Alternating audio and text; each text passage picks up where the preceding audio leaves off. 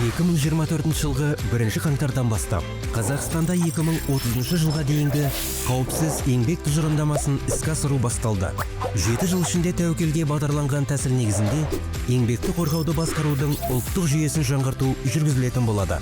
Тұжырымдаманы іске асыру шеңберінде еңбек жағдайларын бағалауды тек кәсіпорында ғана емес, сонымен қатар әрбір жұмыс орнында жеке-жеке енгізу, нақты жұмыс орындағы тәуекелдерге сәйкес келетін жеке қорғаныш құралдарын ұсыну, жұмыс орындарында кәсіптік тәуекелдерді төмендету жөніндегі шараларды экономикалық ынталандыру, еңбекті қорғау саласындағы кәсіби құзыреттер мен ғылыми әлеуетті дамыту, толыққанды цифрландыру арқылы бақылау мен мониторингтің тиімділігін арттыру көзделеді.